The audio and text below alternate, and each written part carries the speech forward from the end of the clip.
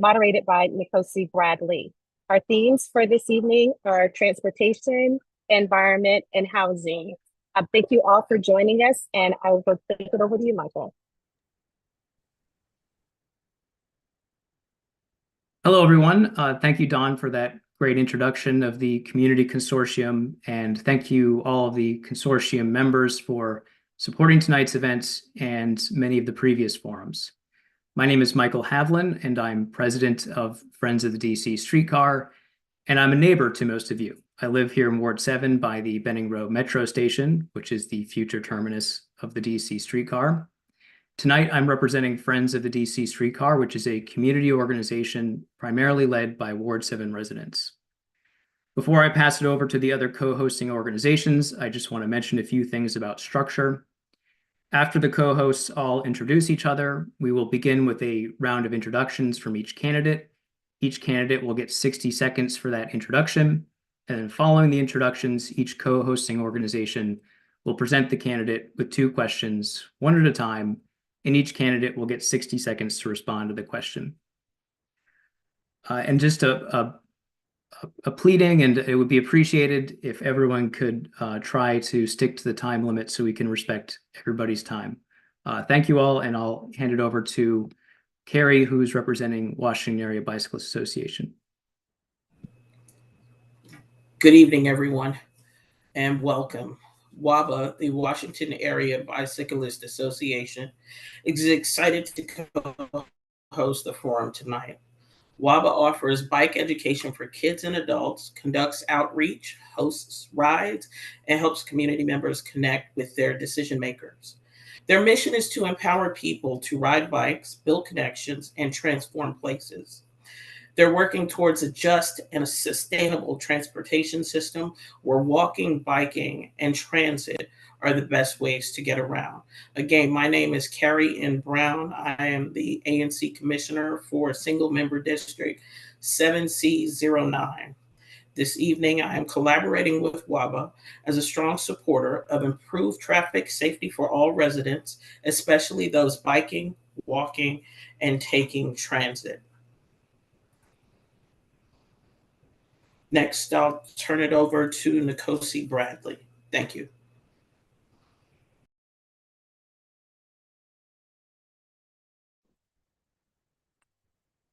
Good evening. My name is Nkosi Bradley. I am a Ward 7 resident who many of you may remember for my organization of a Hill East candidate forum. Today, I am here in my capacity as Manager of Real Estate Development for the Marshall Heights Community Development Organization. As many of you know, the mission of Marshall Heights Community Development Organization, MHCDO, is to help grow Ward 7 into the District of Columbia's most welcoming, prospering, livable community for everyone. MHCDO is a community-based organization engaged in economic and housing development, job placement, senior services, health, and human services for the District of Columbia's Ward 7 community.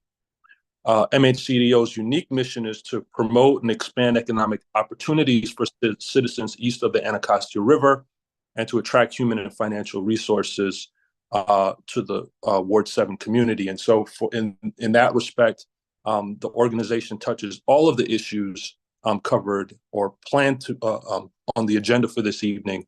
But as my role indicates, I'm here in the capacity of a housing moderator. And so my questions will focus on those issues. Thank you. Great, thank you, Nkosi. Now we'll transition to introductions by the candidates. Each candidate will have 60 seconds to give an opening statement. We have the order pasted in the chat, and we're starting with Denise Reed. Denise Reed, you have the floor.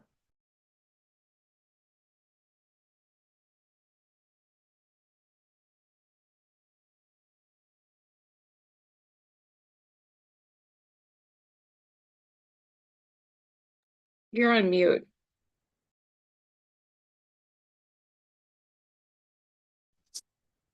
Good evening, neighbors. My name is Denise Reed. I am a lifelong resident of East of the River, predominantly Ward 7, especially all of my adult life. And I am a lifelong public servant. I've served in every quadrant of the district government. I have served under 3 council chairmen and 1 Ward 7 council member as his chief of staff. That was Council Member Kevin Chavis. I'm well versed in the government. Public safety, I worked for the fire department as the public information officer. I worked for Chairman David Clark, Chairman Linda Krupp, and Chairman Vincent Gray, all of them as their communications director. I recently retired after 16 years of service to CSOSA, the Court Services and Offender Supervision Agency, and I'm now offering my public service to you. I know all about what needs to go on in the district building, in the Wilson building, and I want to put it to work for Ward 7. Thank you. Thank you, Denise. And next is Nate Fleming, if Nate Fleming is on the call. Okay, no Nate Fleming. Next would be Yolanda Fields. I don't believe Yolanda Fields is on the call. Next would be Valerial Johnson. You have 60 seconds for an introduction. The floor is yours.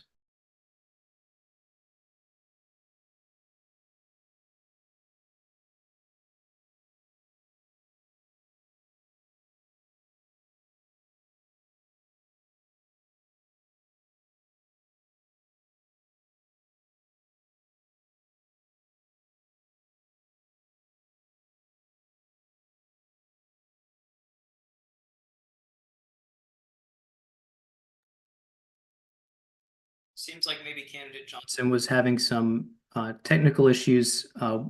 We can move on to Ebony Rose Thompson for her introduction.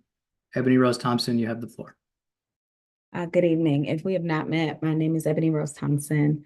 I want to thank the organizers for organizing this virtual forum today. I have shared that I make no apologies about being a fifth generation Washingtonian, and that is very concerned about what does the future look like for coming Washingtonians, and what the present looks like for folks who want to stay in Washington, D.C. and thrive. For those reasons, I've been really dedicated to education issues over the years. I am really excited to welcome new economic development, but balance that with affordable housing. I am also very concerned with public safety, and I look forward to talking about transportation and environmental justice issues during this forum. I do currently serve as the president of the State Board of Education, and I've had the pleasure of serving as a 3-term advisory neighborhood commissioner in Ward 7. I look forward to answering your questions tonight. And again, thank you to everyone who organized and who was in attendance. Thank you, candidate Ebony Rose Thompson. Next, we'll move on to candidate Wendell Felder. You have the floor. Good evening, everyone. Thank you, organizers. My name is Wendell Felder, and like many of you, I too am deeply concerned with the state of our community and the future of our ward.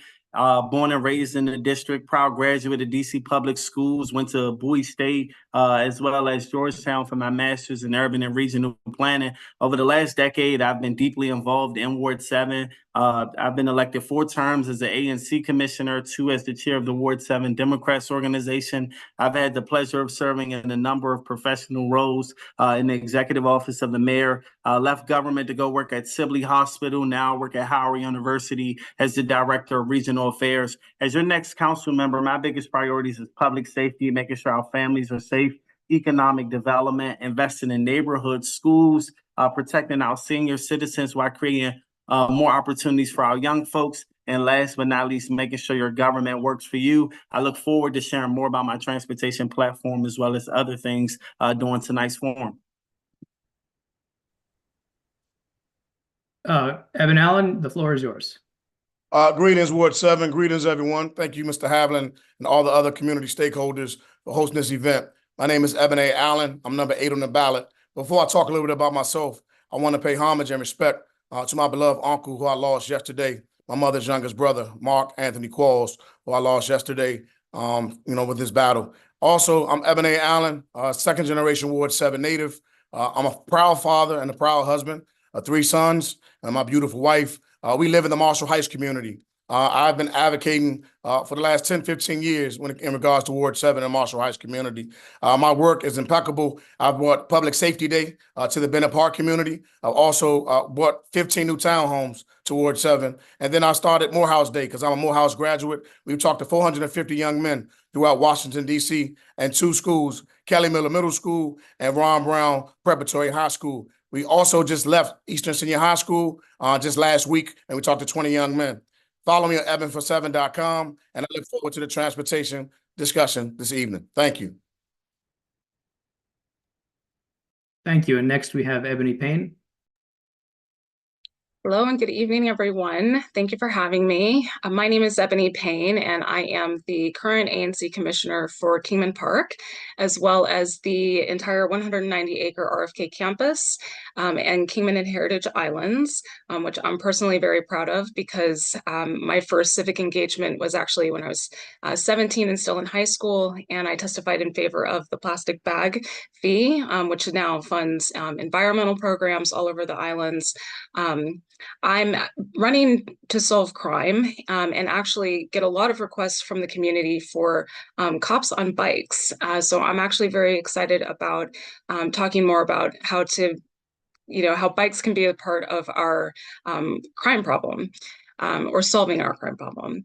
I'm also running to really solve Ward 7's food desert, and I'm excited to talk about the streetcar extension and how that can connect our residents east of the river to the grocery stores on the H Street corridor. And with that, I will yield my time. Thanks for having me.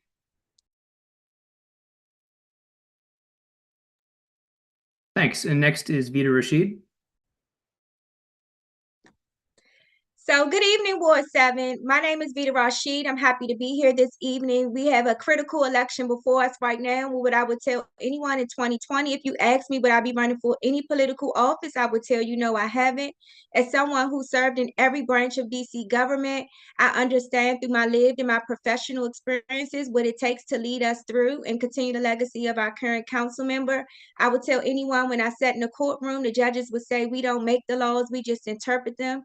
When I had the opportunity to work for our first elected attorney general, while he was progressive, his job was mainly enforcement. And I knew where the most change was going to happen was going to be at the legislative branch. I'm here today because I'm the only candidate that actually has the experience and a plan to lead us out of our public safety crisis. I'm here today because I've been committed to this community, whether it's been serving as the chair of the Ward 7 Democrats, an advisory neighborhood commissioner, a mayoral appointee, or my school DC parent. I am here because I was born here, raised here, and raising my family here. I'm looking forward to engaging each and every one of you tonight on issues that matter the most to you. And thank you for having me. Thank you. Next is Roscoe Grant, if he's on the call, but I don't believe he is. So the next candidate would be Kelvin Brown. Greetings, everyone, and thank you so much to all of the organizers for putting on tonight's virtual forum. My name is Kelvin Brown. I'm also a candidate running for the Ward 7 council member seat on the DC Council. Right now, crime is devastating our communities. Our quality of life is at jeopardy. Our healthcare system continues to fail and not provide supports for our most vulnerable in our communities. Lack of housing and access to safe, affordable housing continues to escape many of our families right here in Ward 7 and the greater District of Columbia for those who want to call DC home. Our education system continues to receive less funding year after year. Many of our schools are on the verge of shutting down altogether, and truancy is at an all-time high. And so every time I'm out in the community knocking on doors, talking to our residents, either meeting them at their door or at their kitchen tables, the sentiments remain pretty much the same. They're looking to city leaders to come up with innovative solutions that are going to move our community forward and make sure that all of our neighbors have opportunity and equitable access to resources of the DC government so that they too can live and age in place peacefully and gracefully.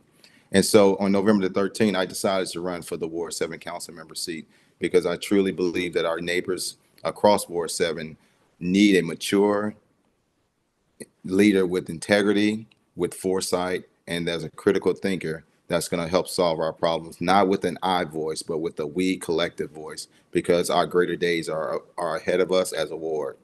A little bit about my background: raised by a single mother. Candidate Brown, sorry to interrupt, but we're 37 seconds over. Got it. Thank you. Look forward to sharing more about my platform, my background as we come. Thank you for being here. Candidate Johnson, you joined just in time. This is the opening statement portion still. Go ahead. You have 60 seconds. All right. Thank you, Michael. We were experiencing technical difficulties earlier. I just jumped in from the field, and I am happy to be here. I really appreciate you all organizing this. We need to get into the substantive meat and potatoes of transportation in the environment and planning. Those are key components which will allow Ward 7 to prosper over the next 4 to 8 years. So I'm looking to be of service here. I am looking to answer the questions deeply and thoughtfully, and lend to this conversation my experience of 20 years making government work for Ward 7. I guess as we go along, I could talk about my professional and individual and academic achievements, but right now I'm just here to support your event and to make sure that we talk about the subjects and give some real deep answers that could grow into policies that will benefit the Ward 7 residents. Great, thank you. Now we'll transition to the Q&A portion. Each candidate will have 60 seconds to respond. The first question, according to census data, roughly 40% of Ward 7 households do not own a vehicle, which is higher than the DC average. Additionally, census data shows that most Ward 7 residents do not drive themselves to work, but get to work via public transit, walking, biking, rideshare, carpool, or other means. These are transit-dependent residents. First, do you believe our existing public transportation options sufficiently serve the needs of our transit-dependent residents? And if not, how do you propose we enhance and improve our public transportation infrastructure? The first candidate is Nate Fleming, who emailed saying he wasn't going to be here. Candidate Johnson, you are the first candidate in the list that's on the call. The floor is yours. All right, cool. Let's see how well I can influence everyone's answers. I think it depends. I have the privilege of using all means. So if it comes from my individual point of view, I think there are a lot of ways to get around. Some are convenient depending on where you live. I'm a cyclist. I use the scooters. I own a car. I take the bus. I happen to live on a really decent transportation line. So especially when I worked in the Wilson building, I could just take a 30 bus downtown. But it's not true for everybody. Depending on where you are in the interior of the ward, you may have to take two to three buses just to get a mile and a half away from where you live. And sometimes it's probably even better to walk. I think we have to revisit how we do transportation in Ward 7. I think there are 11 bus lines. We have to really be aggressive and assertive with WMATA to meet the needs of the Ward 7 residents. But I do like the fact that over the last 20 years, we've seen a lot of creativeness happen with transportation, from renting cars to scooters to bicycles to Uber. I think people can get around, but we do know some people are marginalized because of economic situations. Even the city has attacked. Candidate Johnson, sorry to interrupt, but we're over time. I don't see the clock. Where's the clock? I'm sorry. Where's the clock? You can find the clock under the screen that says WABA Communications. Alyssa is waving at you over there. So we're looking at Alyssa. Let me see. I'm sorry. I'm going to look for the clock next time. Cool. The next candidate is Ebony Rose Thompson. If you're asking me if we have sufficient transportation equity, the answer is no. I things people might not know about me. I had a degree before I had a driver's license. Metro is essentially a commuter-based system. It is actually not difficult for me to get downtown to my office on Metro. It is actually very difficult for me to get around within Ward 7 on Metro. And so my first job out of college was working for DCPS. It was actually almost impossible for me to get around to my school. So when I think about folks who don't have cars and are trying to get to a grocery store or trying to get their kids to school, that's where the difficulty comes in. I think when it comes to investing in transportation equity, it's not just the reliability of service and dedicated lines, but it's also the infrastructure like bus shelters, transit hubs, being able to have mixed use transit oriented developments. Those things are particularly important to make sure folks can move around and access reliable transportation regularly. Thank you. The next candidate is Wendell Felder. To answer your question, no, I don't think that Ward 7 has an efficient overall transportation system. There's a concept called 15-minute cities, which is an urban planning concept, which basically means that residents should be able to get to their necessities and access their basic city services within 15 minutes. As the next Ward 7 council member, I want to replicate that, but I want to cut it down since it's a ward. I want to introduce a 5-minute cities in which you can get to everything in Ward 7 within 5 minutes, which relies deeply on our transportation. How do I improve transportation? We got to look at it holistically from our roads, our sidewalks, our bridges. I talked about this at previous forums, but I want to introduce legislation that says moving forward, as the next Ward 7 council member, 50% of all capital projects must receive at least 5 years of dedicated funding. That includes a streetcar, that includes bridges and roads, et cetera. Thank you. Thank you. The next candidate is Eben Allen. Thank you, Michael, for that question. And yes, I agree with my other colleagues and candidates about we need more equity when it comes to transportation, especially when you're talking about between Marshall Heights and the Bennett Courts and Bennett Heights communities, and also Minnesota Avenue and downtown Ward 7. Transportation is key. It's becoming an issue and a lot of hazardous things taking place as far as people being able to commute in downtown Ward 7. But also I think about WMATA and funding for WMATA to make sure that we have the funding and resources for our youth and for our seniors and for those that's dealing with disabilities. I think that will make a world of a difference. And so, I would think about public safety and safety as far as commuter safety. I think that will make a difference. That we need more Metro Transit police officers at the transit system and also on the Metro buses to take these routes, because a lot of our youth and a lot of our young people and our seniors, they feel unsafe when they're commuting throughout Washington, D.C. Thank you for the question. Thanks. And next is Ebony Payne. Thank you.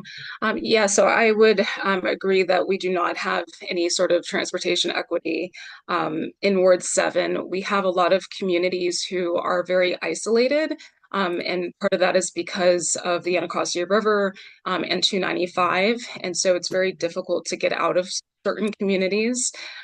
We're particularly failing our seniors and our students. I have a lot of seniors who are taking multiple buses to get to grocery stores, or they are waiting all day. Prior to the pandemic, they would have shuttle services that would take them to the grocery store, and those kind of services have ended. And they're waiting like 4 hours to be able to get a shuttle. They're relying on Ubers, and some of them know that they can take the Ubers for free, others do not, and so they're spending a lot of money in Uber fees. We're also failing our students. I have parents that are paying upwards of $80 a week in Uber as well because their kids are too afraid to be on the bus. Thank you. The next candidate is Vita Rashid.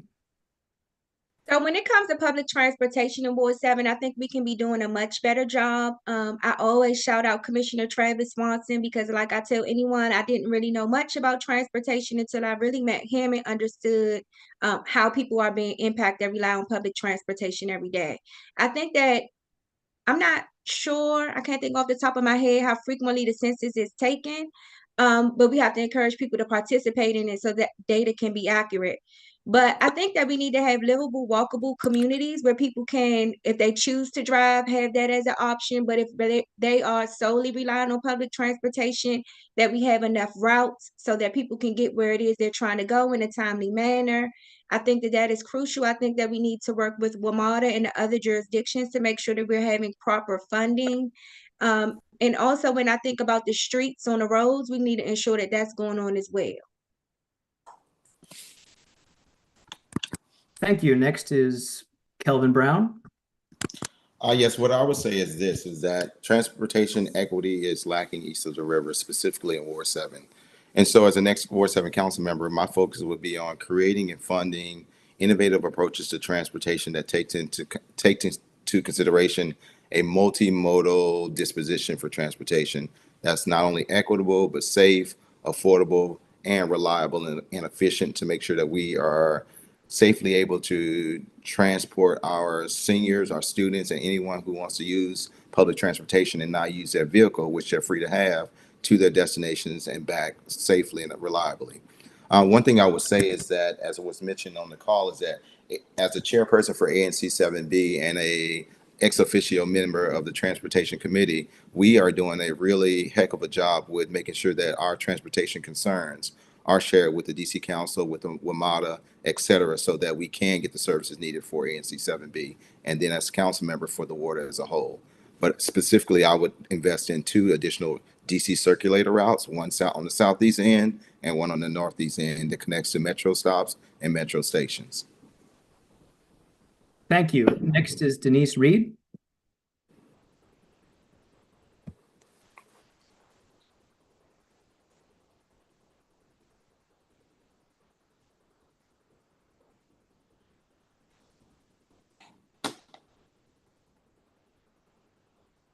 As far as 40% of our residents not owning vehicles, you have to remember, to many people, having a vehicle is not a priority. As I was growing up, we never had a car. And I was the first one to have a car in my family. And, it's kind of overrated. You have to pay a car note, insurance, upkeep, parking tickets, and parking. And especially nowadays, the cost of everything is so exorbitant.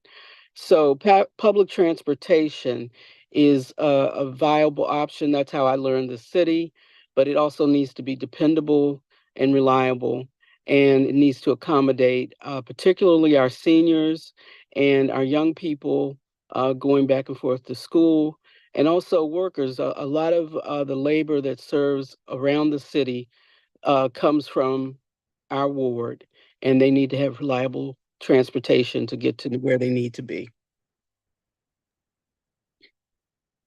Great, thank you. Now we'll move on to the next question. The next question is, do you believe the streetcar extension to Benning Road Metro Station would be transformational for Ward 7, and how so? The first candidate would be Ebony Rose Thompson. Transformational? I don't know if it's transformational. I mean, I think that taking Ward 7 transit holistically is really important. Similar to the stadium, I think the dollars have to make sense. I both understand the concerns of those who have said they are pro streetcar, and I understand the concerns who have said that they are against the streetcar. What I think would be transformational for Ward 7 is like actually reliable transit across the board. And so whether that's more bus routes, reliable bus routes. What I also have a concern about is actually the streetcar and the funding that's tied to it for the access off of River Terrace. That's transformational for 295 and just those communities accessing. So it could be, but I'm always been a how person. And so I'm curious to see the how. I think the dollars always have to make sense. And I'm looking forward to learning more about the streetcar project. But I think transformational is a needed word. Thank you. The next candidate to answer the question will be Wendell Felder. Absolutely. When you look at places like Portland, when you look at places like Atlanta, when you look at places like San Francisco, we've seen how the streetcar has significantly impacted their downtown corridors. And we can use.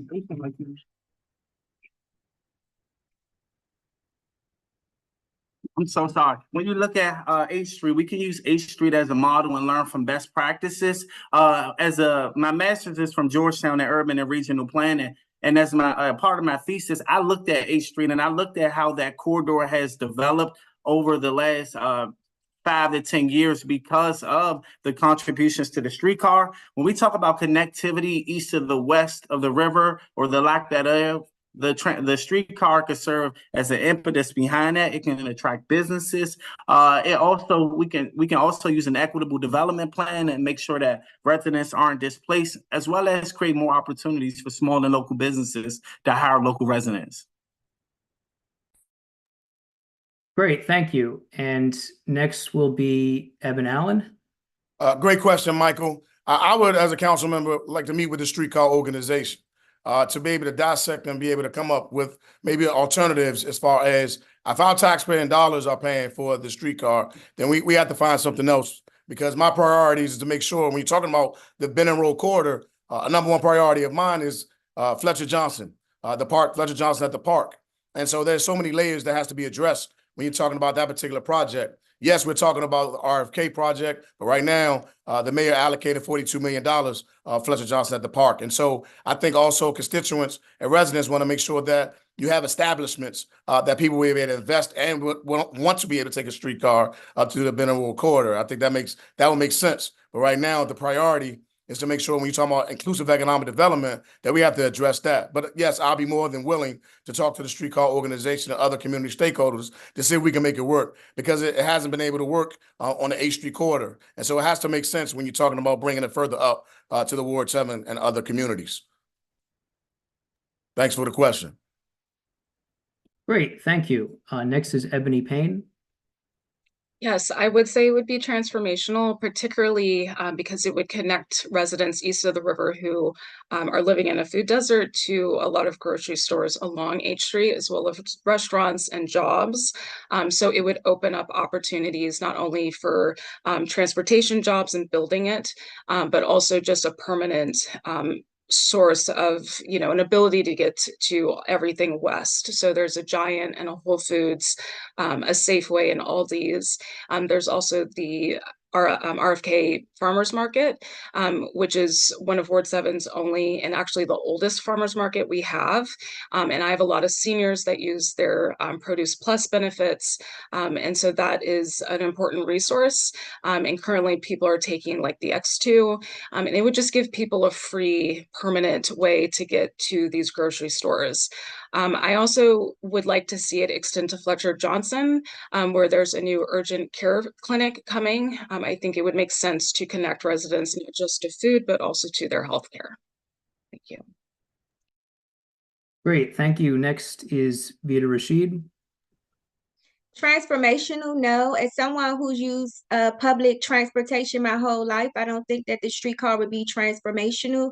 I also think that right now, we need to be addressing some of the more critical things that are impacting our community, such as public safety and education right now. So I think that would be a better use of public funds going there.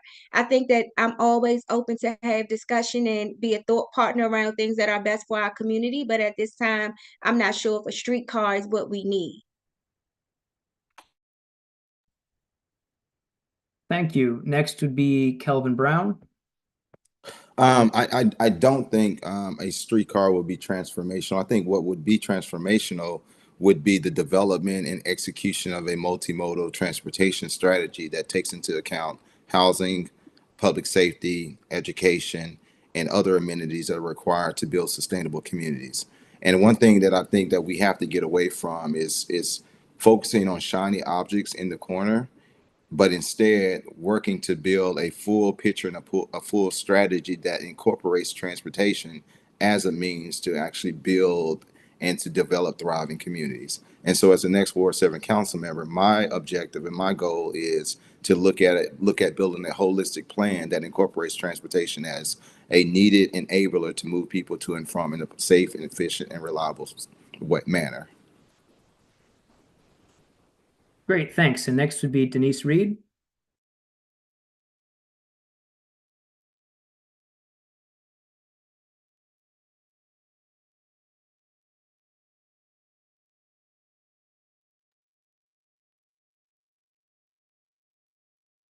Thank you. No, I do not think it would be transformational.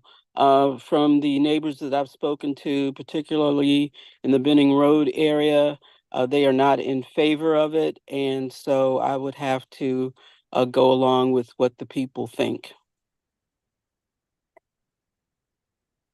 End of statement. Great, thank you. And then the next candidate is candidate Johnson. Hey, yeah, Michael, I do. I agree that it will be transformational. It will have a major impact and a change in how travel and transportation is happening along the business, along the corridor of Benning Road. I'm not sure if it will be positively impactful. And I think it will create some problems that don't exist now. I do like the conversation. You and I have talked about this exhaustively. The streetcar is not in the best interest of Ward 7 at this time, especially with the major investment. Whether you take the large number of 200 million or you take the conservative number of 80 million, we need to redirect that money into other critical services that will enhance the quality of life of Ward 7 residents right now. I do like the conversation that fixing the bridge, Lorraine Whitlock Bridge, is very critical at this time, and it does need to happen. So thank you for this conversation, because if we get to address needed repairs on that bridge. But if we can continue to have the dialogue, we got to think about the expansion of Benning Road to fit the streetcar, because comparing the model of 8th Street to Benning Road, we have way more. Candidate Johnson, sorry to interrupt, but you're over time. Thank you. All right, thanks to all the candidates for providing responses to the first two questions. I'm going to hand it over to Carrie Brown, who will ask the WABA questions. Good evening, candidates. Thanks again for your time. Question 1. Local media investigations have found that traffic deaths in DC are highly concentrated in the city's less affluent corridors. Reporting from the Washington Informer found that 40% of DC traffic deaths in 2002 occurred east of the Anacostia River. Question: if elected, how will you work to improve safety for the most vulnerable road users, especially people walking, biking, and taking transit? Candidate Johnson, you're first. All right, thank you, Carrie. Look, I think I might be the only cyclist on this call that's a candidate. I actually ride my bike 75 to 125 miles a week during the season, especially when I'm training.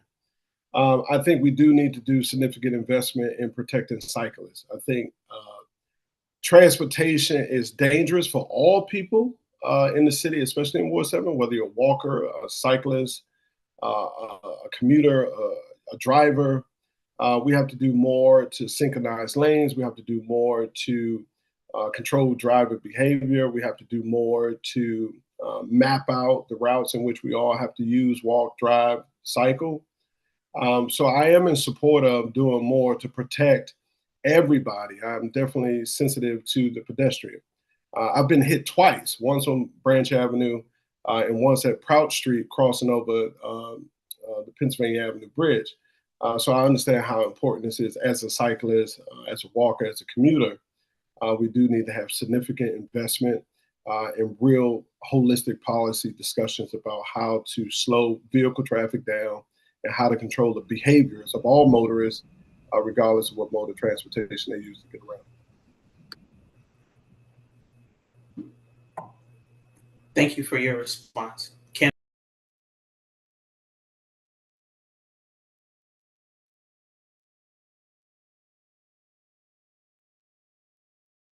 We couldn't hear you. Could you repeat that, please? Thanks for your response. Candidate Thompson. I think for me, a couple of things are important actually to continue. So one, as a state board rep, I actually have pushed for a couple of things. One, I've worked on the Safe Routes to Schools legislation. I also understand the limits of it because many of our schools actually sit on major thoroughfares. One of the worst calls I ever got was actually from the Burville principal because I had a mother and her child run over on Division Avenue, and run over is the accurate description on that. I have pushed and put in my budget letter every single year several transportation infrastructure redesigns, especially of our most highly traveled corridors.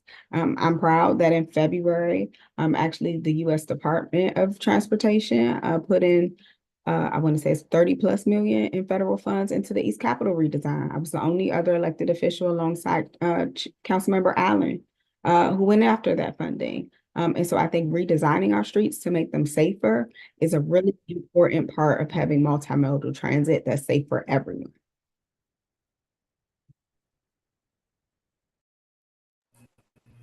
Thank you, Candidate Felder.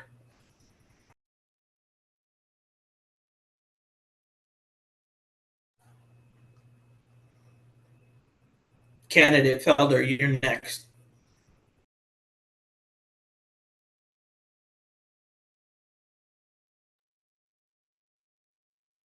It looks like candidate Felder may have dropped off the call.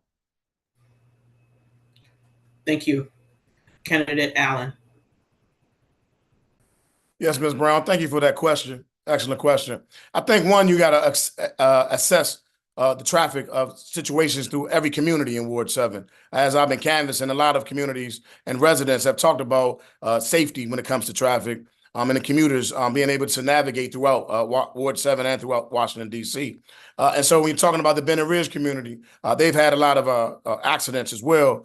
People are speeding, residents are speeding throughout the Bennett Ridge community. And so they need traffic lights. They also need speed bumps. And so it also takes a good relationship with DDOT. To assess the needs of the constituents when it comes to traffic, and also making sure our cyclists feel safe, no matter if they want to ride their bikes at 6 in the morning or ride it at 12 midnight. They should feel safe as cyclists riding throughout Ward 7. I think that's very, very important. And so when you're talking about funding, we have to make sure we have the funding in the budget to be able to address those needs because a lot of our kids are also being harmed and being hurt, and a lot of our residents are being hit by cars because they're speeding. And so we have to address that. I actually work with DDOT to build a full-way traffic stoplight at 5th Street and Southern Avenue. Thank you for the question. Thank you. Candidate Payne. Yes, so I would say that we suffer from very aggressive driving, particularly because we share a border with Maryland. And so one thing I would like to see happen is coordinating much more closely with Maryland and Virginia, both to talk about, the proliferation of these fake tags, and also just making sure that we're holding all drivers to the same standard, and that, we have a lot of outstanding tickets that could be, valuable revenue for our city that we should be collecting on. I did testify in favor and was pleased to see that the STEER Act finally passed. So I'm looking forward to seeing if that is actually going to be effective in dealing with aggressive drivers. But I definitely see that communities wait a long time for things like speed humps and other traffic safety features that in Ward 7 will be requesting these items. And it takes a long time for communities east of the river in particular to be delivered on those requests. Thank you. Candidate Rashid. Yes, I think that we need to work with the Department of Transportation to ensure that we're making sure that we have traffic safety assessments and making sure that they're proper. I know when I was an ANC commissioner, Southern Avenue was in my single member district. We had several accidents And we did have to work with the Maryland side of the jurisdiction. Also, just making sure that when we are doing renovations and changes to our roadways, that they're ADA compliant, because sometimes they put them there, individuals that may have disabilities or need accommodations, they're not able to freely access those ways. I think the other thing that we need to do is make sure that we're having community conversation about what these changes are and what they look like, because sometimes just overnight, these things are coming to our community and happening, and we don't even know. I think that's why it's super important for us to be working closely with our advisory neighborhood commissioners. And hopefully, once we get someone confirmed as the director of DDOT, that is another avenue as well.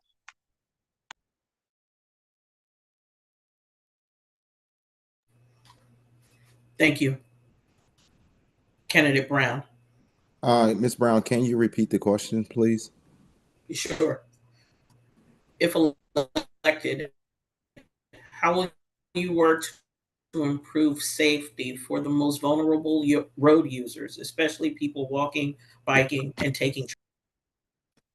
Absolutely. So one of the things that I've done as chairperson for ANC 7B over the years is develop a close working, productive relationship with not only DDOT, but also with MPD and other district agencies to make sure that our community is a part of the decision-making process, that when any designs or proposed changes are coming to streets that are within our ANC boundaries or as Ward 7 as a whole, that there is a collaborative effort to make sure that we're designing the infrastructure in a way that not only protects pedestrian and cyclists, but also affords protection to those who choose to use their vehicle to drive on the streets in the District of Columbia as well. Next thing I would say is that we have to use common sense approaches to how we design, how we reimagine, and how we innovate to make sure that our roads are accessible and available to all of our roadway users. The next thing is making sure we're holding all jurisdictions accountable for their drivers that come into DC to use our roads. So there are a number of things we can do to make sure that there's an ongoing active partnership that works in the best interest of our residents. Thank you. Candidate Reed. Well, we're not opposed to bicyclists, but I would really like to see bicyclists held to the same rules as vehicle drivers. I personally was nearly seriously hurt when a bicyclist was riding on the sidewalk, and I see this more and more. And there was a time in the district where bicycles had to be registered, and I'd like to see that return, so that we can identify bicyclists. They need to follow the same rules. If they're disobeying those rules, law enforcement needs to hold them accountable. But everyone should be respectful of each other on the road.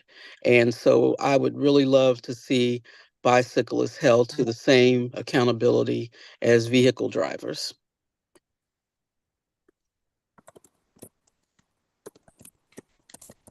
Thank you for your responses. Question 2.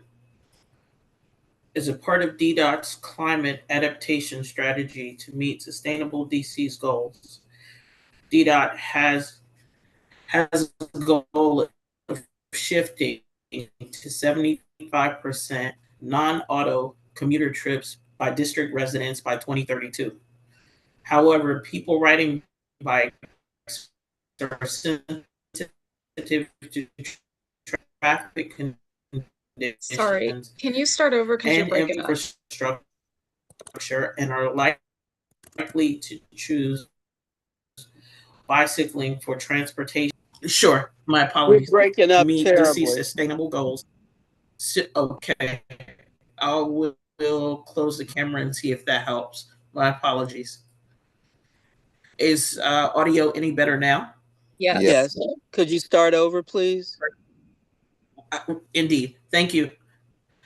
As a part of DDOT's climate adaptation strategy to meet sustainable DC's goals, DDOT has a goal of shifting to 75% non-auto commuter trips by district residents by 2032. However, people riding bikes are sensitive to traffic conditions and infrastructure and are likely to choose bicycling for transportation only if their trip can be completed on streets at or below their individual stress comfort level. If elected, will you commit to expanding a network of bike lanes and trails across Ward 7? Candidate Thompson. Okay, I think I heard most of that. Can I just before you start the timer, can I just repeat back to make sure I understood the question because it was breaking up? I think the question is, are we committed to increasing a network of trails and bike lanes across Ward 7 because bikers are put in precarious situations, I would say. Is that reflective of what she was trying to say? I was having a really hard time hearing. I'm sorry. My apologies, Candidate Thompson. Yes, that's the gist. Okay. Yes, I think how we do bike lanes is important. I think I've seen some really poor ways to do bike lanes in Ward 7, Minnesota Avenue being one of them. But that does not mean we can't be better. I think it's actually really important that people are safe. I don't want anyone to lose their life because they're choosing to bike somewhere. But I also know that a lot of people choose not to bike, not just because they don't feel safe, but because we also don't have the amenities close to us for people to be able to bike too. And so that's actually really important as well. I do think there's a difference between biking for recreational purposes, which is something like we think of like little kids doing, or the folks who bark or the folks who bike through Fort DuPont trails close to where I live, and making sure that folks can actually get somewhere on the bike to go get groceries, or whatever they're doing that are just life things. But I also think how we do things is important. And I think that making sure Ward 7 is less car dependent needs to be an equitable goal for the city. Thank you. Candidate Felder. I think the question was, would I commit to expanding a bike lane network across Ward 7? And guys, please pardon me, I'm chairing the ANC meeting while in the forum. My answer is yes. I think I am mindful though of where bike lanes are placed. Like I don't support bike lanes on major thoroughfare that will lead to traffic congestion, but I do support an overall network. When I think about connecting bike lanes to some of our most vulnerable communities, bike lanes can be a method to reduce crime. It can allow folks to leave out of their neighborhoods who would not historically leave out their communities. So it really just depends on two things: how DDOT educates the community on the implementation of the bike lanes, as well as how we use bike lanes as a method of connectivity and connect our 28 neighborhoods across Ward 7. So as the next Ward 7 council member, I look forward to working with this community, DDOT, and all of our other transportation experts to make sure that we come up with a holistic transportation plan that is suitable for Ward 7. So yes, I'm committed. Thank you. Candidate Allen.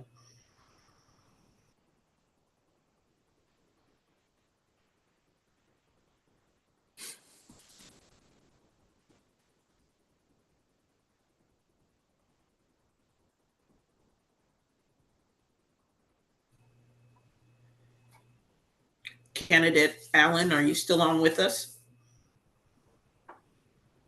If you're speaking, you're muted.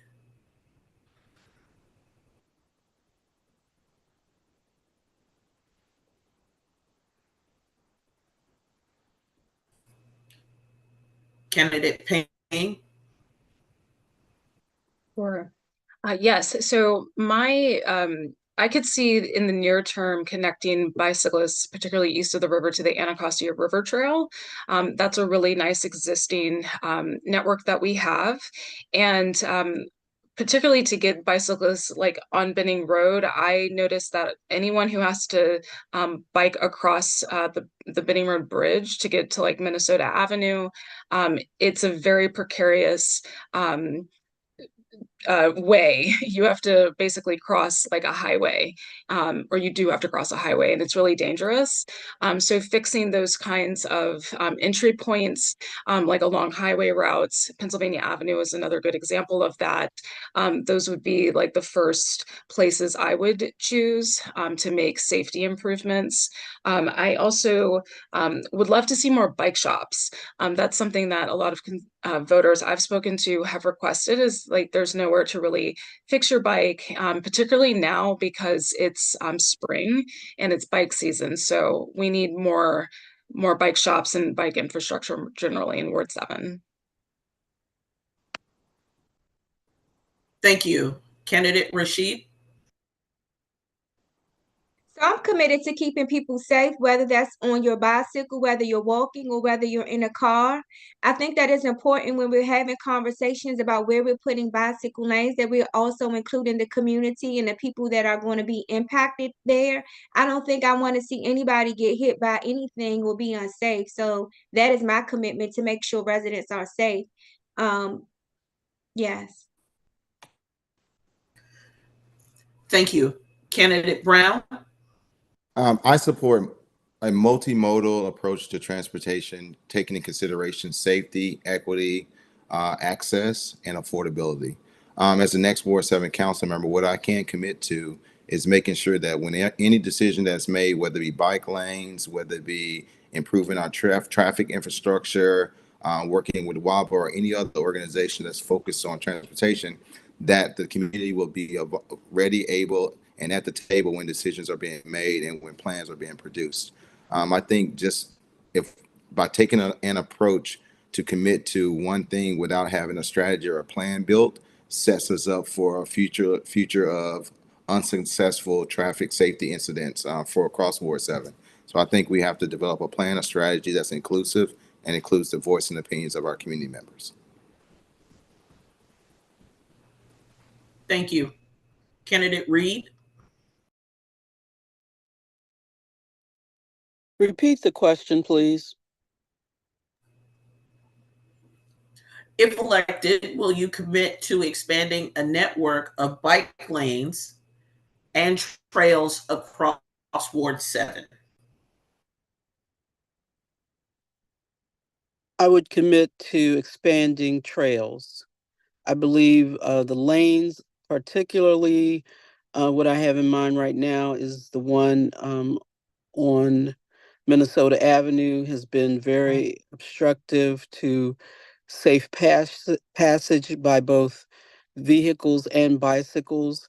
And so I would not be in favor of doing anything of that sort in any other area of Ward 7. Thank you. Candidate Johnson? There are a couple of things, right? I think the first thing is we need to revisit the conversation around bike lanes and work on the messaging. Two, we definitely need the infrastructure for cyclists. We need to revisit how Minnesota Avenue is done, especially how horribly unmaintained that it is. I don't know how many times I've gotten flat tires trying to use that trail. Alabama Avenue seems to be the first step in the right direction, but I live in Hillcrest. Going downhill, there's no trail, there's no protection. I do like the Anacostia Trail. I do like how it's connected, and we can go as far as Greenbelt, Bladensburg, Rockville. I mean, those are trails that we can use. But again, it is not safe to cycle in Ward 7 at all. I do like how across the river, once you cross Pennsylvania Avenue, it picks up and you are able to be protected. We do need to invest in, and not just for those of us who cycle or the stereotypical view of it, but what about our kids, right? My son rides a bike, right? Where are the kids going to be safe in the neighborhoods to ride bikes away from pedestrians, away from vehicle traffic? I think we need to make sure that everybody is protected in whatever mode of transportation they use. Thank you for that response. Next up, we'll have questions by Nkosi Bradley. Hi. First of all, please excuse that I'm not visible. I'm actually getting my daughter to ballet, so I've just pulled over to take care of this portion of the program. So the first question is, the cost of housing, both rental and home ownership, and housing security generally is one of the most critical issues impacting the DMV and specifically Ward 7 residents. What are the top 3 legislative actions you would take to address this issue as the next Ward 7 council member? Candidate Felder?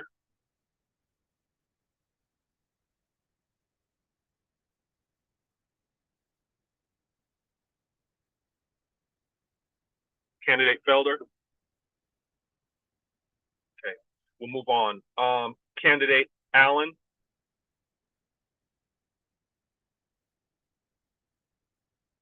Okay, moving on.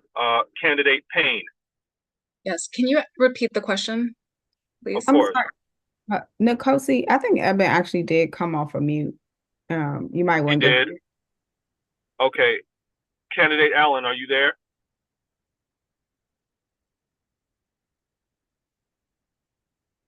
And Nkosi, I was coming off from mute as well. I'm sorry. Oh, pardon me. Pardon me. I'm sorry. Candidate Felder, did you want to field that question? Did you want me to repeat it?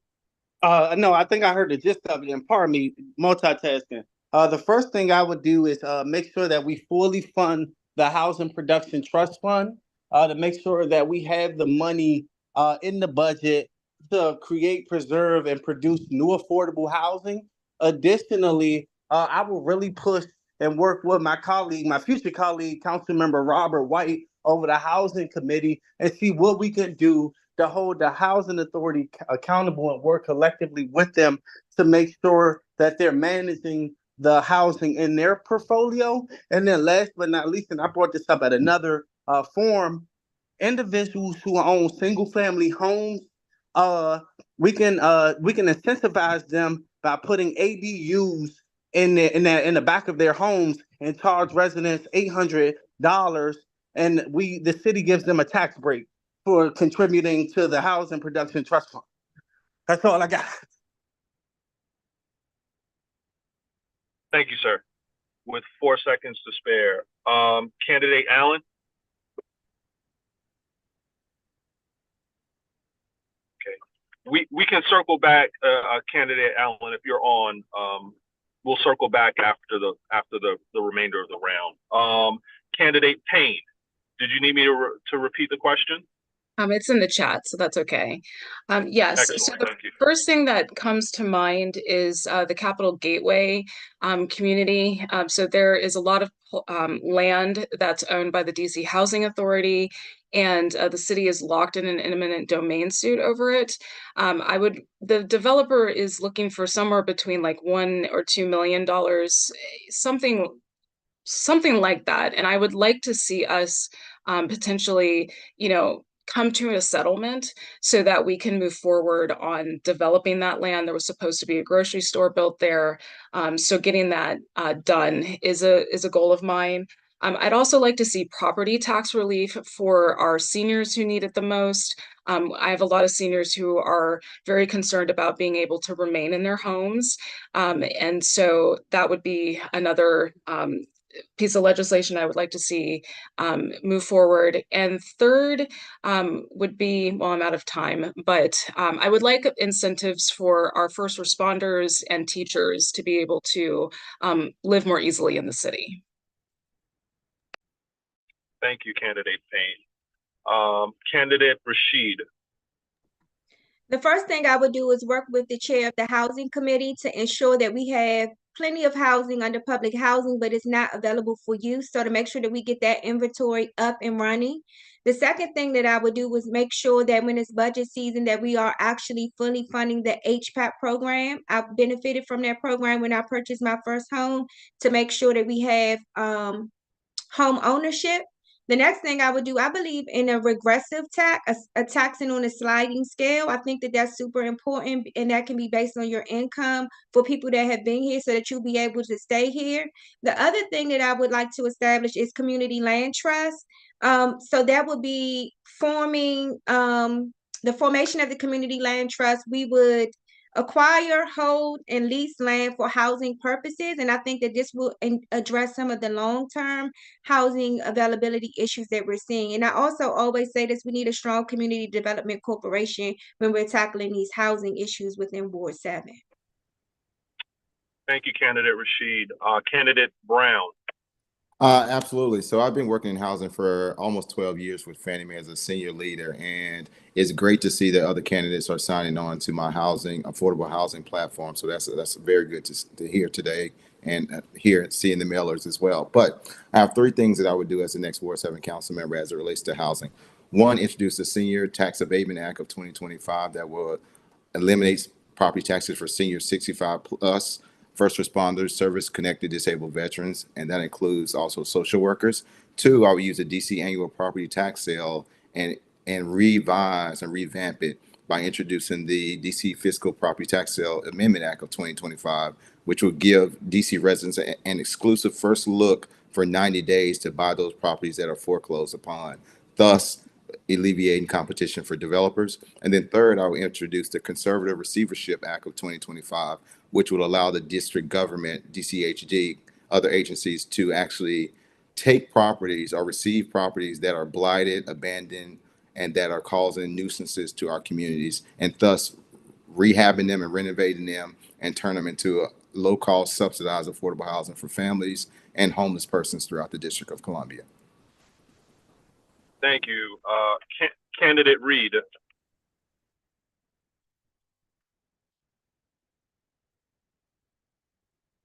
Candidate Reed. Can everyone hear me? Thank you. Yes, Okay. I am here.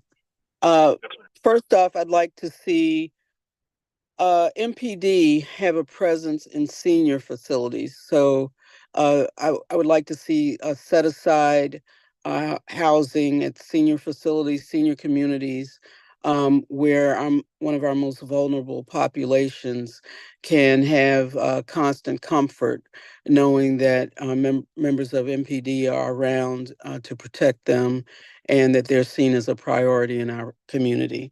Also, I'd like to see more multi-use housing, which could greatly reduce some of the cost of housing to our residents.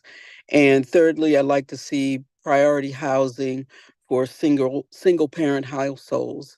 That would alleviate a lot of stress on their budgets. And if we could implement that, it would free up more availability of other resources for those families. Thank you. Candidate Johnson. Nicosi, do me a favor before you all start the clock and just say the question again. I got disconnected. Sure. And it's not in the chat. No problem at all. Thank you, sir. The cost of housing, both rental and home ownership, and housing security is one of the most critical issues impacting the DMV, specifically Ward 7. What are the top three legislative actions you would take to address this issue as the next Ward 7 council member? Well, we definitely got to move the Housing Production Trust Fund back to $100 million. I think that's one of the creative ways we can continue to provide home ownership opportunities to residents.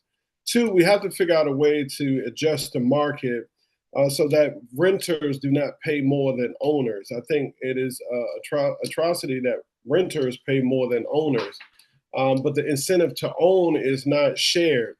We also know that the country is behind $4 million in housing production, and DC is 15,000. We have to do more to increase the units of housing. We need to go up. I spoke on another couple questionnaires that I am for disrupting the housing, the height variance requirement, allowing DC to move upward because we cannot move outward. We have to find ways to create more opportunities for housing and home ownership opportunities. So those are my 3 ideas. Thank you. And candidate Ebony Rose Thompson. As far as legislative fixes, I think addressing some of the changes needed to TOPA and DOPA are actually really important. As far as non-legislative fixes, I think we have a lot of development parcels in Ward 7. Those should be used for our affordable housing goals as a city. I do think it's important to fully fund the Housing Production Trust Fund. But I also think it's really important that we not only are doing a better job maintaining, but also modernizing our existing public housing. The conditions a lot of folks live in right now are terrible. They are unacceptable. And we have units that sit vacant because they are uninhabitable. That is completely on us as a city. And we should do everything in our power to fix that. The last lever we have to pull, and there's probably more levers to pull, but another lever we have to pull is actually vouchers. We have kind of created a false market with the vouchers, and which has also created a really long wait list with the vouchers, and making sure folks can utilize as many vouchers as possible, and we build 3 and 4 bedroom apartment units is also really important. Thank you. Candidate Allen, were you able to join?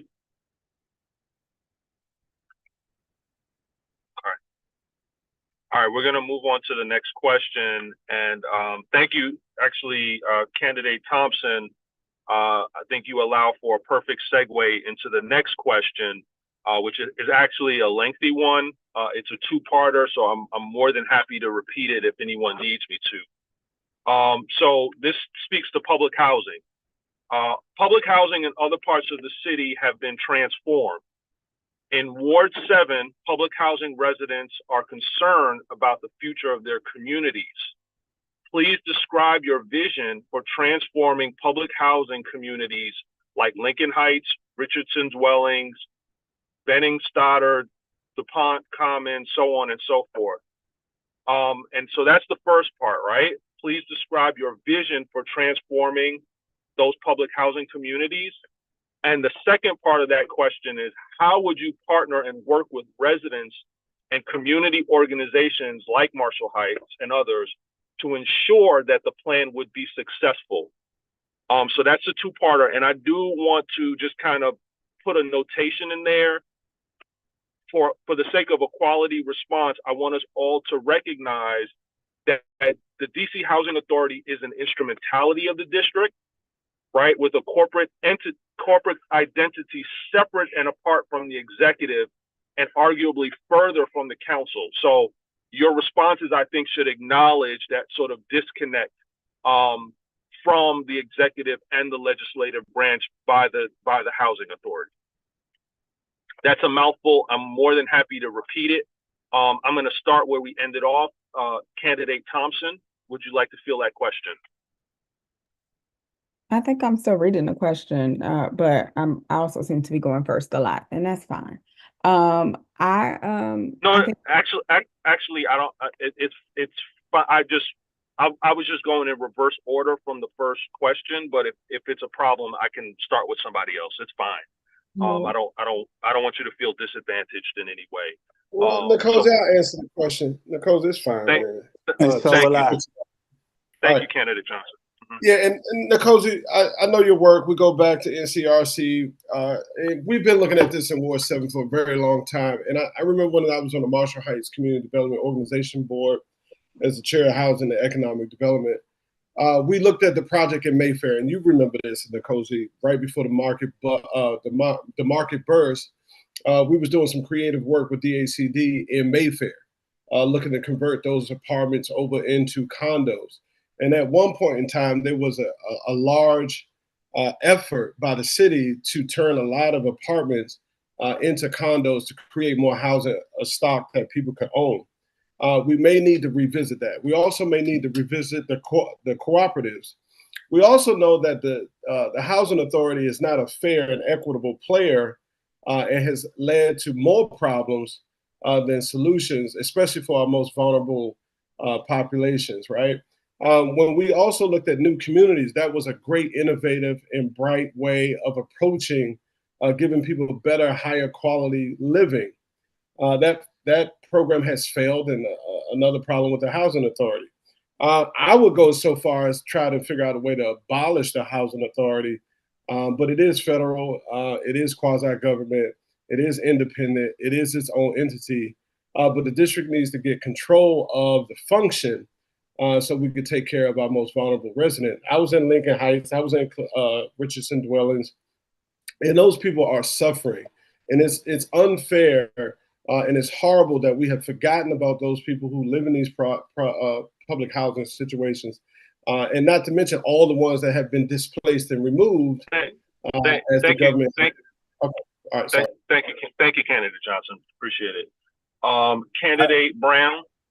Yes. So as I mentioned earlier, I've been working in housing for nearly 12 years and also sit on the Marshall Heights Community Development Organization's board as well.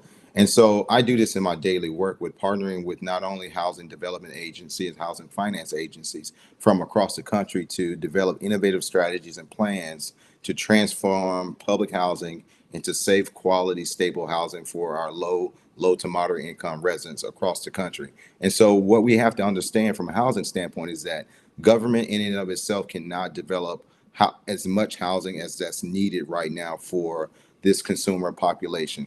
We have to develop public-private partnership with hospital systems, with businesses, with the government, with faith-based institutions, with land holding schools, et cetera, to actually provide the housing that's required for our families and the housing equity that's required for our families. Also, Candidate Brown, I don't mean to interrupt it. I've taken your time, but I need you to, if you don't mind, to focus on public housing and the public housing authority. Right.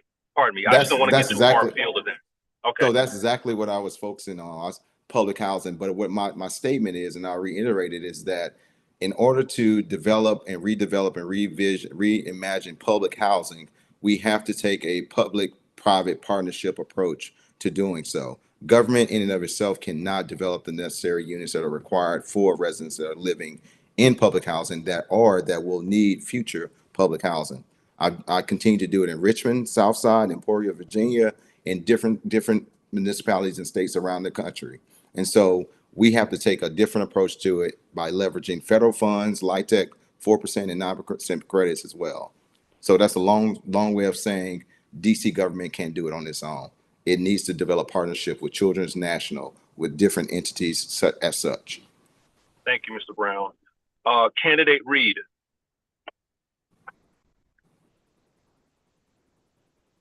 Candidate Reed, are you there?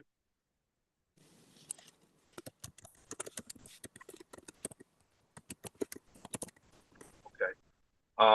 We'll come back if you are. Candidate Rashid. I am here. Oh, Candidate Reed. Okay. Pardon me, please. Sure. And no would problem. you please, I was trying to read over the question again. Could you repeat it, please?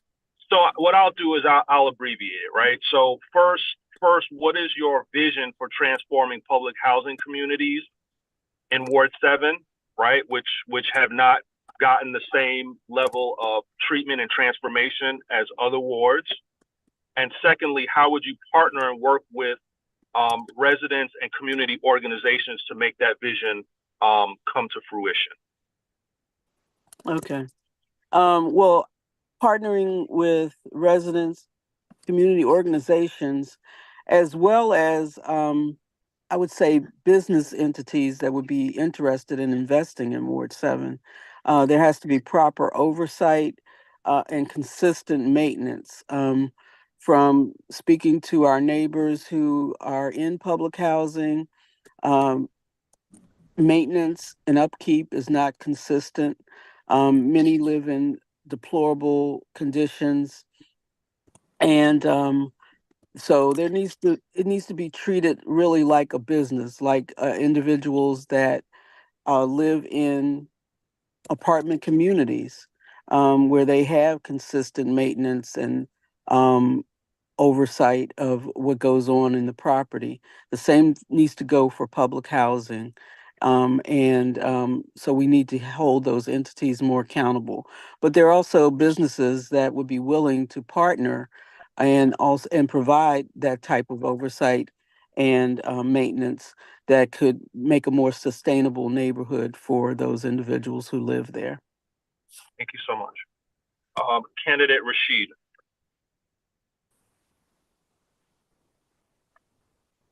Yeah, and Candidate Brown, can you just push mute because I can just hear you typing on there. Sorry. No worries. Nicosi, can you repeat that question again? I'm so sorry. No problem. It is a long question, but I think it's an important one. So again, to sort of truncate the as it was initially written, first, what is your vision for transforming public housing communities in Ward 7? Right, because we know that other communities and other wards have been given priority. So what is your vision for transforming public housing in Ward 7? And secondly, how would you work with communities, residents, and community or development organizations in order to make that vision come to fruition? Thank you. So I think that one of the things we have to do is make sure that we have accountability, making sure that we have proper oversight over the public housing, because what we've seen over the last 3 decades, at least that I know, is no economic investments in those communities. The required maintenance is not going on. We have individuals currently right now in Lincoln Heights living in one person living in an apartment building that's empty. We also have the same thing going on in Bennett Terrace right now. So I think that's one of the things. And I think that we need to make sure that we're using our enforcement power and figure out a way for the Attorney General to maybe somehow get involved in this. I know that they can't actually go after DC Housing because it's a district entity. So we have to figure that out. The second thing that I think that we need to do is make sure that when we do rebuild it, that the people that are there, that we're working with them so that they can be able to transition out and it not be a continuous thing. Maybe they get into some other type of housing. And I think that we do that by making permanent the success centers that we have there. So maybe partnering with East of the River or Marshall Heights Community Development Organization to put something like that permanently there. Thank you so much. Candidate Thompson. DCHA is actually pretty similar in structure to the Public Charter School Board, is where it has appointed commissioners. A lot of times agencies like that, the quickest way to see some change is to appoint new people to the commission. I know there was some legislation to stabilize the commissioners. I'm curious to see how that's going. I think when it comes to things like new communities and choice neighborhoods, there was actually a lot of promise in those initiatives, but people being able to make their way back and us actually not building enough, especially housing that are 3 and 4 bedrooms for families, has been really a missed opportunity. I think a big DC Promise neighborhood was a great model for engaging the community. I do actually sit on one of the committees for Lincoln Heights and Richardson dwellings, which are around engagement around all the issues. Of course, I'm on that people committee with education specifically. And to candidate Rashid's point about suing DCHA, that's actually where tenant associations can be really helpful, and community-based legal providers can help hold folks accountable. Thank you, Candidate Thompson. Candidate Allen, are you on? I'm not sure if he's on. Nicosi, I'm back. Okay, Candidate Allen. Oh, all right. So Candidate Felder, did you hear the question? Yes, sir. So I grew up in public housing. I know firsthand what those families go through on a day-to-day basis. And as your next Ward 7 council member, this is what I do. I talked about introducing legislation about the capital to make sure our capital projects move forward. When I worked in the deputy mayor's office for planning and economic development, we had the New Communities Project. And I can honestly say that was not working. Now, what I want to do to make sure that we get the proper funding is to tap into the federal dollars and incorporate the Green New Deal for Public Housing Act, which tackles the dual crisis of climate chaos and housing affordability by using millions of dollars to upgrade public housing units. That's one thing. Also, we know that the mayor has introduced this initiative to create 36 1,000 new units by 2026. As your next Ward 7 council member, I got a special plan for Ward 7, a housing plan, a public housing plan, in which we want to, by 2035, I want to make sure that all public housing units across Ward 7 have been updated. And how I plan to work with community development organizations, I plan to bring Marshall Heights to educate families in public housing on what home ownership look like, as well as provide wraparound services, as well as bringing in our resident council folks from all the. Thank you, Candidate Felder. Thank you. And last but not least, Candidate Payne. Thank you. I think it's worth noting that DC Housing Authority is currently the only agency that doesn't have an ANC liaison. And I ran into this issue because I had a constituent reach out because DC Housing hadn't inspected her unit that she had been approved for, and she was on the brink of homelessness, even though she had a voucher, but it was set to expire, and they were just giving her a really hard time. So I think just greater oversight overall is very much necessary. I will say that I've seen success in Ward 7 with developers who are building. I toured a deeply affordable assisted living community, and I was very impressed. The seniors were happy, and what really stood out to me was that they built it around the community, with the community in mind, really looking at keeping the seniors together, like in community rooms with large windows so that they could look outside. There was an on-site doctor, their meals were planned. So that kind of quality is what I would be looking to implement moving forward. Thanks so much, Candidate Payne. And that wraps up my piece of it. I will hand it off. I'm not sure who's handling this one, but we have some cross-cutting questions. So I will hand it off to whoever's going to manage that piece. Well, two things real quick. At this point, we're at 90 minutes, so I think we need to transition to closing statements. But I did see that candidate Eben Allen joined just as that question was closing. So candidate Eben Allen, just to allow everyone equal opportunity, if you want to answer Nikosi's question, you can go ahead. And if you need him to restate it, I'm sure he can. Sure, Nikosi. I'm not feeling well at all right now. However, you can repeat the question for me, Nikosi. Thank you. Yes, sir. I'm sorry to hear that. It's okay. Wishing you a speedy recovery. It sounds like you have a lot going on with your family, so my condolences. So with that, I will abbreviate the question. So the first part of the question is, what is your vision for transforming public housing communities in Ward 7? Understanding that there is, other communities and other wards have gotten priority. And secondly, how would you partner with community residents and organizations to make that vision happen? Yes, I think that's an excellent question. As I canvass all throughout some of these communities in Ward 7, especially in, Clay Terrace, Lincoln Heights, Benton Terrace, Mayfair, and Paradise, a lot of the families are very displaced, right? And so it's important to assess, what programs that we can bring, to educate them when you're talking about funding and being able to live and reside in Washington, D.C., especially in Ward 7. And as Commissioner Rashid talked about, Benton Terrace only has one family there. The question also is that what is going to actually happen to those particular public housing? Will other developments actually come to those particular properties? I'm not even sure, but I think it's important that we assess what's going on as far as making sure that these families are able to live and still stay here in Ward 7 and be able to afford living here in Ward 7. The other thing would be is working with Marshall Heights Development Corporation and bringing, courses and classes to educate, these families. And also when you're talking about families being able to reside here, is also educating the youth when it comes to being able to live and thrive in these particular homes throughout Ward 7. Thanks for the question. Thank you, Candidate Allen. I'll turn it over.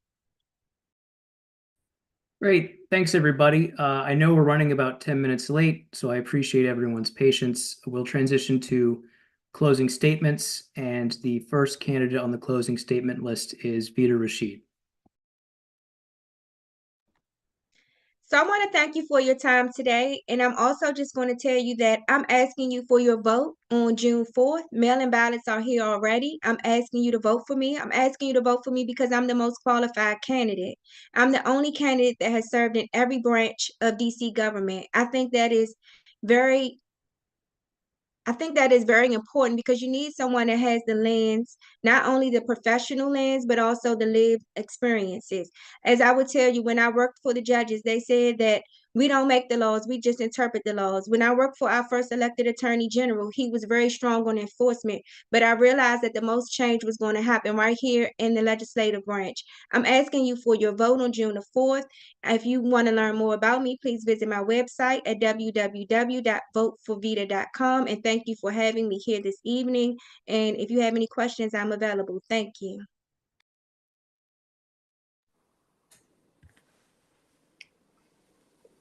Kelvin Brown. Yes, thank you so much to all of the organizers, to my fellow candidates who were able to attend as well. And thank you so much to our viewing audience. My name is Kelvin Brown. I'm a candidate for the Ward 7 council member seat, number 6 on the ballot. You can learn more about me at votekelvinbrown.com. But what I would say is this. I ask you for your vote because Ward 7 deserves a council member that's going to make sure that our neighbors' thoughts and opinions are included within the decision-making process. And we need a mature, responsible leader that has not only the professional acumen, but the lived experience, the right temperament, and can get the results that are required for families across Ward 7. I grew up in a very modest means, but was able to work with the community and work through community to become a successful housing professional now and go to graduate school. And so we need a Ward 7 council member that's going to get the guns out of the hands of our students, fund our schools, understand housing, and make sure that we can deliver housing to those who need it, and most importantly, produce a safe environment where all of our families can thrive and age in place. So I'm asking you for your vote during early voting or on June the 4th. Vote Kelvin Brown for the next Ward 7 council member seat. I'm number 6 on the ballot, and you can learn more about me at votekelvinbrown.com. Thank you. Denise Reed.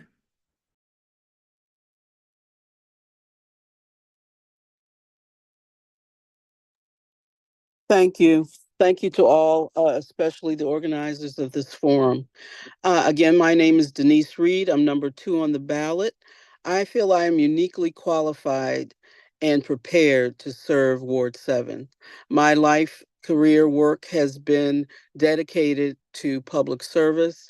I've worked in every quadrant of the government, and my priorities are tackling public safety, tackling health disparities, and bringing more economic development opportunities to Ward 7, particularly for families. I can hit the ground running. I don't need on-the-job training. I know how to connect all the dots from the council to the mayor's office, and I look forward to doing that for the neighbors in Ward 7. Again, I'm Denise Reed, number 2 on the ballot. I welcome your vote. Thank you very much. Candidate Johnson.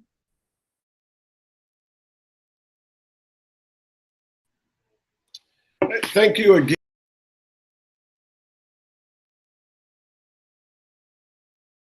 You're on mute. Okay, sorry about that. Look, just thankful to be here. Thank you for having us, having me. Really grateful and sharing in this conversation about transportation and equity and housing. I've been making government work for Ward 7 for the last 20 years. I have served in a number of capacities in various areas of and I have various areas of expertise. You are voting for me if you so choose to, because you believe in competence, you believe in my capacity, you believe in my commitment. I will be the most engaging and responsive and accountable council member that we've had in a while. I ask that you vote for me. I am number 4 on the ballot.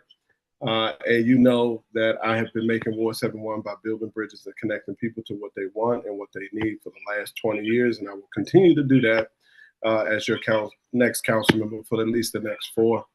Visit my website, bjforward7.com. bjforward7.com. Thank you. Candidate Thompson.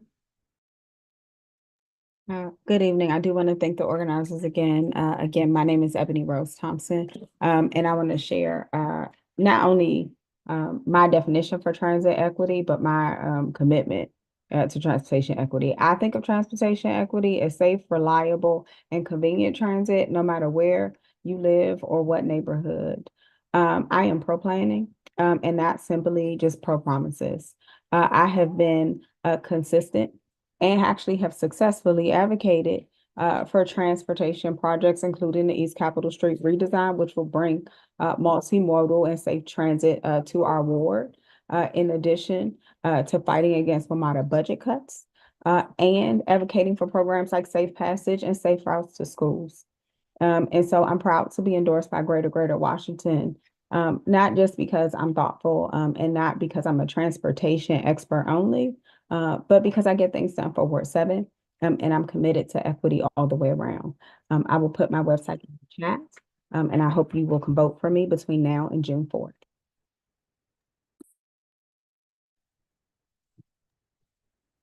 Candidate Felder? Like a good neighbor, Wendell is here. Over the last 10 years, been deeply involved in Ward 7, fighting on the front line for a whole press of issues that were mentioned tonight. I'm the only person in this race clearly who answered the questions, do not give rhetoric, has the educational and professional experience to move our ward forward. I want you residents to really think about if we get the wrong person in office, how that can negatively impact us for the next decade. Now it's an opportunity to change that. I'm number one on the ballot for a reason. I'm the only person who has great working relationships with the executive to make sure all of our projects get funded, as well as have the 7 votes on council to get the job done, get legislation passed. I humbly ask for your support, and I profusely apologize for multitasking. We have an election to win, and sometimes that takes our time away, but make no doubt about it, I'm deeply committed to you. I'm number one on the ballot, and I humbly ask for your support again. Thank you. Candidate Allen? Yes, thanks again, the organizers. I want to commend your remarkable work in hosting this consortium of panel discussions with the Ward 7 DC Council candidate forum. My name is Evan A. Allen. I'm running for Ward 7 DC Council. When I think of Ward 7, I think about some of the young men who's lost their lives in Ward 7, such as the young man, Kevin Mason, who I taught at Idea Public Charter School last year. And Kevin talked about how he had broken dreams and dreams unfulfilled. He needed a recreational center that had studios because he wanted to rap and he wanted to hone in on his gifts and talents. When you go to vote, whether it's early voting or the ballot or on June the 4th, I want you to think about a young man. My name is Evan A. Allen, that's compassionate, that loves Ward 7, that loves the people. I'm a married man with 3 beautiful sons. We reside in Marshall Heights. My work, again, is impeccable. I work with Mayor Bowser and Councilman Vince Gray to bring the Woody Ward Recreational Center, which was $11.2 million for the Bennett Park community. Again, I bought 15 new townhomes to the Marshall Heights community, and my advocacy and my hard work and dedication will make a difference. www.evanfor7.com. Number 8 on the ballot. Thanks for your time. Candidate Payne? Thank you very much, WABA and DC Friends of DC Streetcar for having me and for hosting this forum. My name is Ebony Payne, and I'd be honored to earn your vote. I'm the only candidate with a background in health and wellness, and so that is the lens that I really view the world through. We have a lot of health disparities in Ward 7, and things like biking, it can be a part of that transformational change. I'm very passionate about solving crime, supporting our young people through their adolescent years, and making sure that they have access to all the recreational resources that they need.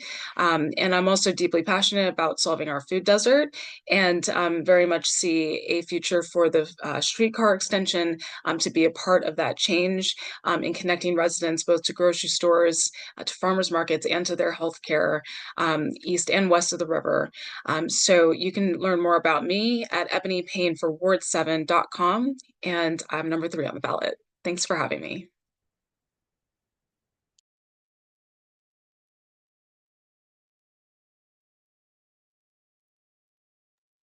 Okay, Thanks so much to all of the candidates for answering the questions provided by the three co-hosting organizations, as well as your opening and closing statements. Thank you for your time, and I'll hand it off to Don Coven from the Community Consortium to close us out. Thank you, Michael. And thanks everyone, especially the candidates. I know this has been a lot in terms of the forums, hoping that this virtual one was as heavy of a lift, but we do appreciate you taking your time to participate. On behalf of the Ward 7 Consortium community, I'd like to just thank everyone for joining, specifically our co-hosting organizations for this evening, Washington Area Bicycles Association, our moderator, Carrie Brown, Friends of DC Streetcar, our moderator, Michael Hadlin, and Marshall Heights Community Development Organization, and the moderator, Nkosi Bradley. And so most importantly, I want to thank you, our neighbors, for being here. This was for you. We hope that this is an opportunity to hear some perspectives on different subject areas that you may have not heard the candidates talk about before. We want you to be informed, and most importantly, we want you to vote. So please vote, get your neighbors out and vote. I'm sure we're all have very full lives like Mr. Bradley. I'm in between picking up my daughter for volleyball. So I just appreciate people making their time to be a part of this forum, and look forward to the consortium doing other things. And you all have a great evening, and thanks again for your participation. Thank you. Thank you. Have a good night. Thank you. Have a good night. Bye-bye. Will this recording be available? Yes, it'll be available. I'll send it to you. And then we were also live streaming on YouTube, so it will be on the WAPA YouTube as well. Yes. Thank you. Thank you.